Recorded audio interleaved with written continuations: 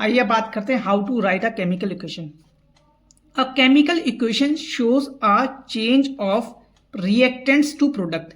मतलब केमिकल जो इक्वेशंस है वो एक चेंज को शो करती है किस किस के बीच में, रिएक्टेंट्स और प्रोडक्ट के बीच में। जैसे कि सोडियम है और वाटर से रिएक्शन कराई तो सोडियम हाइड्रोक्साइड बना और हाइड्रोजन गैस निकली। कल ही मैंने आपको बताया था कि जो रिएक्शन में पार्टिसिपेट करते हैं जो भी कंपाउंड या एटम्स उन्हें हम रिएक्टेंट बोलते हैं, और उनके द्वारा जो सब्सटेंस बनते हैं रिएक्शन में उन्हें प्रोडक्ट बोलते हैं। तो यह प्रोडक्ट लेफ्ट हैंड साइड पे क्या है, रिएक्टेंट, और राइट हैंड साइड पे क्या है, प्रोडक्ट। आगे क्या कहना, on the left hand side of the arrow, यानी इस एरो के left hand side reactants are written, यानी रिएक्टेंट्स को लिखा जाता है विद अ प्लस साइन। देखो ये रिएक्टेंट है, दो रिएक्टेंट आपस में एक दूसरे से किस तरीके से जुड़े हुए, प्लस साइन से, between them. Similarly on the right hand side, in right hand side पे product are written with a plus sign, ये प्रोडक्ट को भी प्लस साइन से लिखा गया है। The arrow head point toward the product and shows the direction of reaction. हमेशा ये ध्यान रखना कि जो एरो है, जो ये तीर है, वो इस चीज को इंडिकेट कर रहा है कि रिएक्टेंट यहाँ है और प्रोडक्ट यहाँ है। मतलब एरो हमेशा प्रोडक्ट की तरफ ही इंडिकेट करेगा और इस बात को शो करेगा कि रिएक्शन किस डायरेक्शन में हुई है, रिएक्शन इस डायरेक्शन में हुई है। ठीक है, तो सोडियम की जब वाटर से रिएक्शन कराई तो सोडियम हाइड्रोक्साइड बना और हाइड्रोजन गैस बनी। The above equation is unbalanced. देखो जैसे सोडियम के यहाँ पे कितने हैं एटम्स हैं, यहाँ पे एक और यहाँ पे भी एक प्रोडक्ट में। हाइड्रोजन कितने, यहाँ पे 2, लेकिन यहाँ पे कितना 1 और 2 3, और ऑक्सीजन का यहाँ पे एक है और यहाँ पे भी एक है। यानी कि ये जो रिएक्शन है वो अनबैलेंस है। क्यों? क्योंकि सोडियम के यहाँ पे एक है, यहाँ पे भी एक है, यानी एटम। हाइड्रोजन के यहाँ पे 2 एटम है और यहाँ पे 1 और 2। आइए बात करते हैं बैलेंस्ड केमिकल इक्वेशंस की। क्या इसके बारे में क्या क्या चीज हमें बेसिक चीज जान लेनी चाहिए, जैसे कि a balanced chemical equation is that in which the total number of atoms of each element are equal on both side of the reaction या ऑफ द इक्वेशन। जैसे कि अभी मैंने पीछे वाले में देखो, जैसे यहाँ पे सोडियम है, सोडियम की जब रिएक्शन वाटर से कराई थी H2O से, तो क्या बनाया था, सोडियम हाइड्रोक्साइड NaOH और हाइड्रोजन गैस निकली थी। ठीक है, हाइड्रोजन गैस, ये गैस है, ये हाइड्रोजन गैस निकली थी। गैस को जो भी चीज निकलती है उसके लिए ऊपर इंडिकेट कर देते हैं गैस वगैरह। ठीक है, तो यहाँ पे देखो सोडियम के कितने एटम है, सोडियम के रिएक्टेंट में कितने एटम है, सोडियम के रिएक्टेंट में एक एटम है, अगर बात करें तो एक एटम है।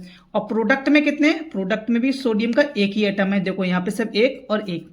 हाइड्रोजन के कितने हैं, रिएक्टेंट में 2 एटम है, हाइड्रोजन के 2 एटम है, और लेकिन प्रोडक्ट में 1 और 2, यानी 1 ये हाइड्रोजन और 2 ये रहा हाइड्रोजन, 3 राइट हो गए। ऑक्सीजन के कितने हैं, ऑक्सीजन के रिएक्टेंट में भी 1 है और प्रोडक्ट में भी 1 है, लेकिन ये रिएक्शन अनबैलेंस है। क्यों? क्योंकि यहाँ पे हाइड्रोजन के 2 हैं और प्रोडक्ट में 3 हैं।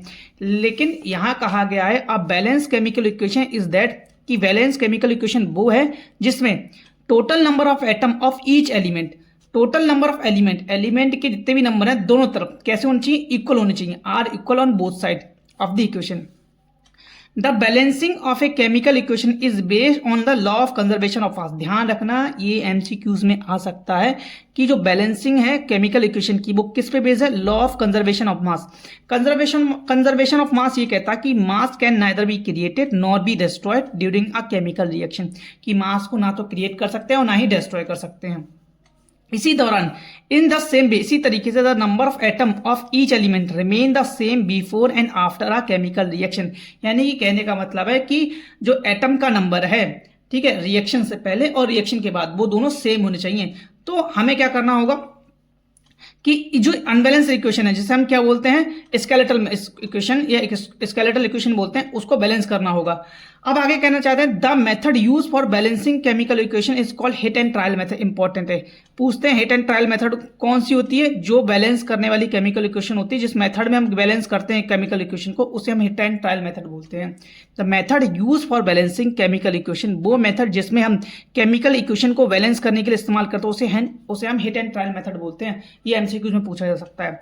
अब देखो हम इसे बैलेंस कर रहे हैं, यहाँ पे कितने हाइड्रोजन के, सोडियम के एक एटम, यहाँ पे एक। ठीक है, तो पहले जो चीज अनबैलेंस हो उसे बैलेंस करो। यहाँ पे 2 है और यहाँ पे 1 और 2 3 हो गए। तो एक काम करते हैं, यहाँ हम 2 से मल्टीप्लाई कर दे रहे हैं, तो हाइड्रोजन कितने एटम हो गए रिएक्टेंट में, हाइड्रोजन के हो गए 2 2 जा 4, चलो 2 2 जा 4 हो गए। अब प्रोडक्ट में कितने रह गए, 1 और 2 3, तो यानी कि यहाँ भी 2 से मल्टीप्लाई कर दो। अब हाइड्रोजन कितने हो गए 2, यानी हाइड्रोजन के 2 और 2 4, ठीक। अब 3 नहीं रहे, अब रहे 4। अब यहाँ पे क्या गलती हो गई, गलती हो गई हमने हाइड्रोजन को बैलेंस कर दिया, लेकिन यहाँ पे सोडियम रिएक्टेंट में 2 हो गया, ठीक है। लेकिन प्रोडक्ट में कितना अभी 1, तो प्रोडक्ट में भी 2 कर दो, ठीक। यानी कि ये हो गए 2 Na, ठीक है। 2 Na 2 Na, हाइड्रोजन और सोडियम दोनों बैलेंस हो गए। अब ऑक्सीजन देख लो कितने हैं, ऑक्सीजन 2, MAP 2, यानी ये रिएक्शन अब क्या हो गई बैलेंस, ठीक है। तो यही होती है hit and trial method. Thank you.